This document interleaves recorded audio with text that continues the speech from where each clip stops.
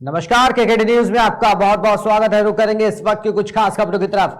एक बड़ी खबर, उसके पहले नजर डाल लेते हैं। लखीमपुर खीरी से एक बड़ी खबर सामने आई है। केकेडी न्यूज की खबर का बड़ा असर हुआ है।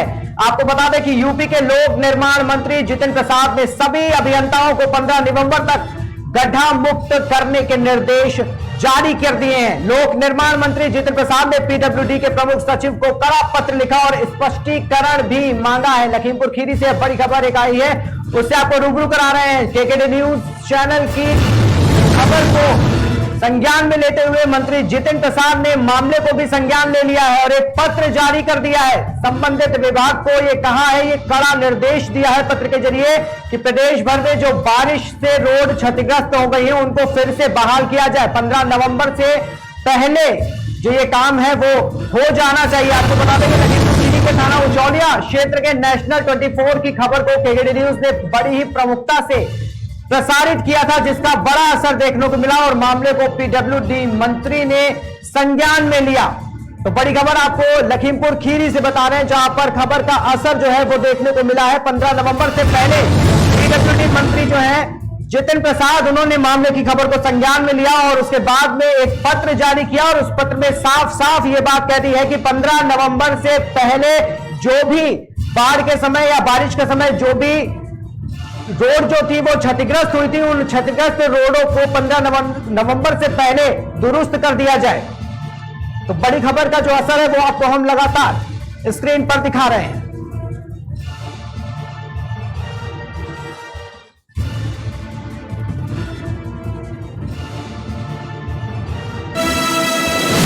रुक करेंगे अब अगली खबर की ओर। कर्नाटका के विजयपुर जिला चर्चन तालुका के बरडोल गांव में 73वां कर्नाटक राज्य उत्सव मनाया गया। आपको बता दें कि कर्नाटक का ध्वज फहराकर बड़ी ही धूमधाम के साथ कर्नाटका राज्योत्सव मनाया गया। नमस्कार, आप देख रहे हैं केकेडी न्यूज कर्नाटका से। आज पूरे कर्नाटका में कर्नाटक राज्योत्सव मनाया जा रहा है। इसी के चलते कर्नाटक के विजयपुर जिला चर्चन तालुका के बरडोल गांव में भी आज कर्नाटक राज्योत्सव मनाया जा रहा है। इसी के लिए यहाँ पे सब लोग मौजूद है, इससे बात करेंगे। आज के दिन बरडोल ग्राम पंचायत के व्याप्ति में 67वां कर्नाटक राज्योत्सव बहुत ही बड़ी हंसी खुशी से मनाया जा रहा है। आज के दिन यहाँ पर रक्षणा वेदी के अध्यक्ष, उपाध्यक्ष और सर्व सदस्य ने यह कार्यक्रम आयोजन किया है और इसका आज सभी के गांव में हंसी खुशी से इस राज्योत्सव को मना रहे हैं। जब जब हम कर्नाटक को माँ भुवनेश्वरी नाम से पुकारते हैं, जब माँ भुवनेश्वरी को संकट आता है, तब कर्नाटक रक्षण वेदी के वालों ने आकर उन तन मन धन से सहाय करते हैं। और हमारे राष्ट्र कवि कुवेंपु जो बताए हैं, कर्नाटक जो एक ऐसी धरती है, ये गुलिस्ता है। इस गुलिस्ता में हर एक फूल है, जैसा कि हिंदू, क्राइस्त, मुसलमान, पारसी सब इस कर्नाटक धरती के गुलिस्ते के फूल हैं। एक भी फूल को अन्याय नहीं होना चाहिए, ऐसा हमारा राष्ट्र कवि कुवेंपु का कहना है।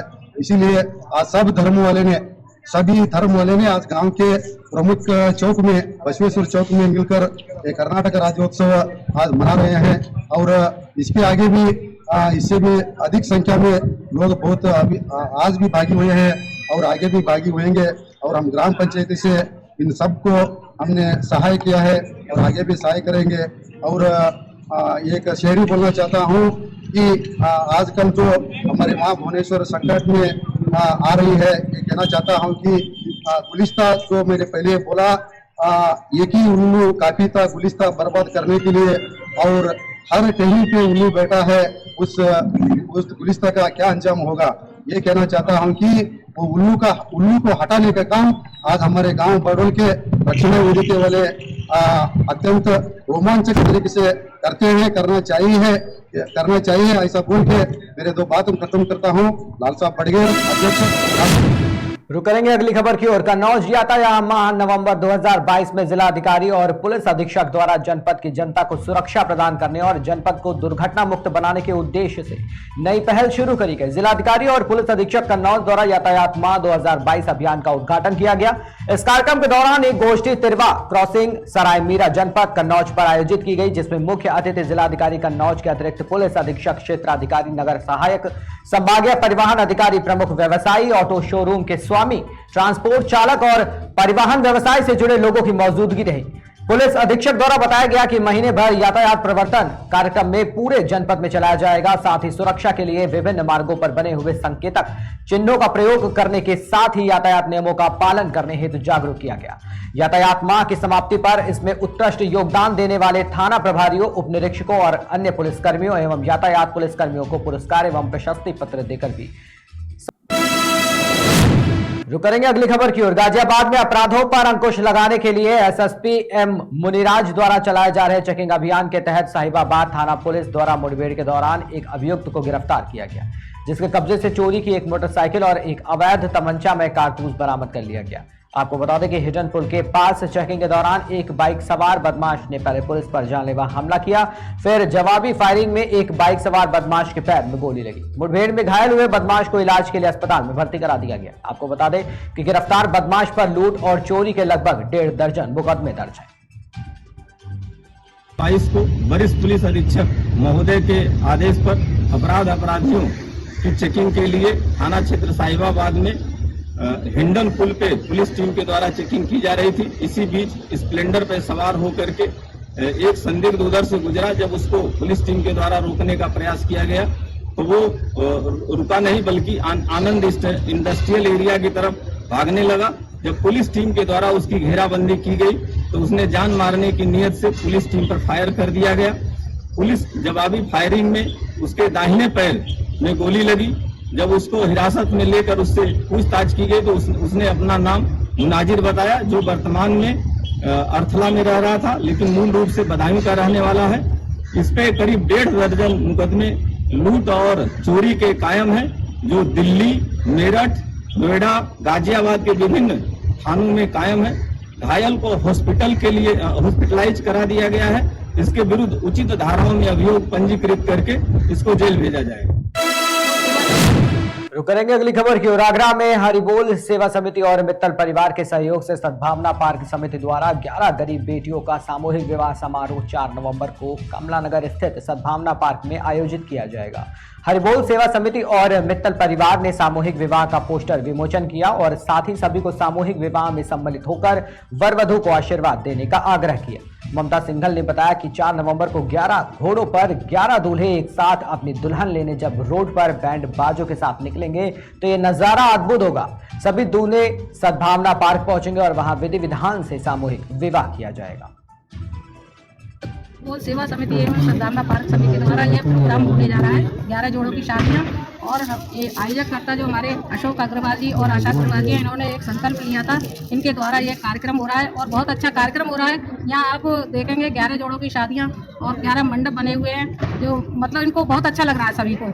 संकल्प मेरी पत्नी ने लिया तो उसको मैं पूरा करने के लिए इस कार्य को कर रहा हूँ और लोगों से आगे उम्मीद रखता हूँ कि जिस तरीके से ये कार्य हो रहा है उसी तरीके से अपने सामर्थ्य के अनुसार वो जो चाहे वो आगे चीजों का संकल्प ले, जिससे गरीब कन्याओं को उसका लाभ मिले। ये मैं आप लोगों को बता दूं कि हमारे मित्र श्री अशोक अग्रवाल जी, जो कि मित्तल परिवार को बिलोंग करते हैं, एक ब्लॉक कमला नगर में रहते हैं, उन्होंने एक संकल्प लिया था कि मेरे को 11 बेटियों का कन्यादान करना है। उन्होंने सद्भावना पार्क में इस बात को रखा, हरिबोल सेवा समिति के सामने इस बात को रखा।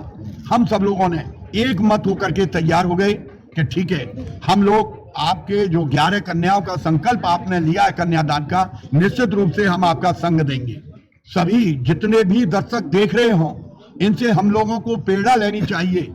अगर हम अपनी बेटियों की या बेटे की अगर हम शादी करते हैं, अगर हम 1 बेटी, 2 बेटी, 4 बेटी, हम जितनी भी हमारी क्षमता है उस परसेंटेज के हिसाब से अगर हम ये संकल्प लें कि हम गरीब, असहाय, जो निर्धन है, उनके पास धन नहीं है बेटियों का कन्यादान करने के लिए, संकल्प लेकर के इस काम को आगे बढ़ाना चाहिए।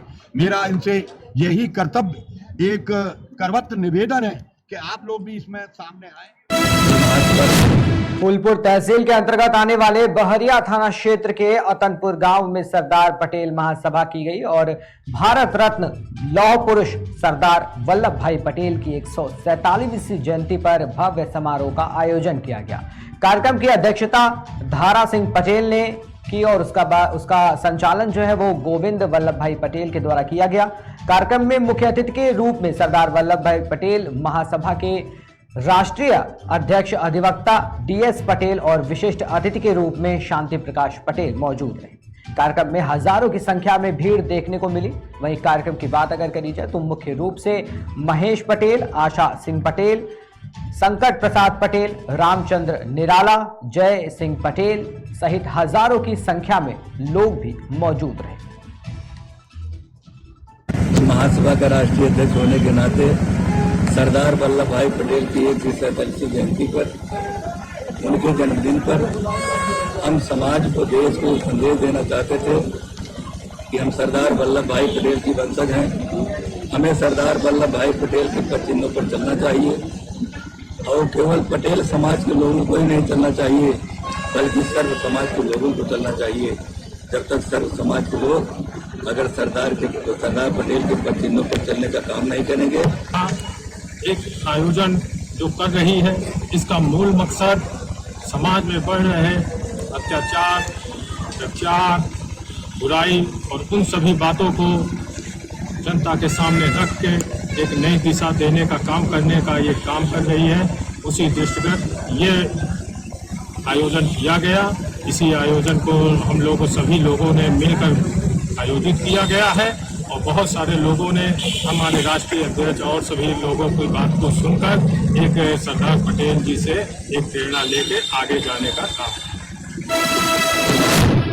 रुक करेंगे अगली खबर की ओर। झांसी में बुंदेलखंड क्रांति दल ने 1 नवंबर को इतिहास के काले दिवस के रूप में मनाया। बुंदेलखंड क्रांति दल के राष्ट्रीय अध्यक्ष कुंवर सत्येंद्र पाल सिंह के नेतृत्व में बुंदेलखंड राज्य के पुनः निर्माण की मांग को लेकर बुंदेलखंड क्रांति दल ने गांधी पार्क झांसी में धरना दिया और जोरदार प्रदर्शन किया, नारेबाजी की। धरना स्थल पर कोई भी अधिकारी ज्ञापन लेने फिर भी नहीं आया। तब बुंदेलखंड क्रांति दल के कार्यकर्ता धरना एवं सभा के उपरांत कलेक्टर को ज्ञापन देने के लिए धरना स्थल से पैदल चलकर झांसी कलेक्टर के कार्यालय पहुंचे।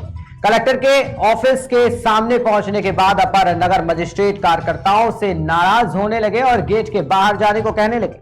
कार्यकर्ता वापस जाने को तैयार नहीं हुए। नगर मजिस्ट्रेट ने आकर ज्ञापन लिया और कार्यकर्ताओं को शांत कराया। नगर मजिस्ट्रेट झांसी को प्रधानमंत्री के नाम संबोधित ज्ञापन सौंपकर शीघ्र पृथक बुंदेलखंड राज्य निर्माण की मांग की गई। रुक करेंगे अगली खबर की ओर। झांसी में जिलाधिकारी ने पराली जलाने से होने वाले दुष्प्रभावों के बारे में किसानों को जागरूक किया। जिलाधिकारी ने विकासखंड बड़ा गांव के ग्राम छपरा में चौपाल आयोजित कर किसानों को निःशुल्क वेस्ट डीकंपोजर कैप्सूल पराली से बनाए खाद वितरित किए। चौपाल में लगभग 100 किसानों को निःशुल्क राई, मसूर, चना की मिनी किट और का भी वितरण किया गया।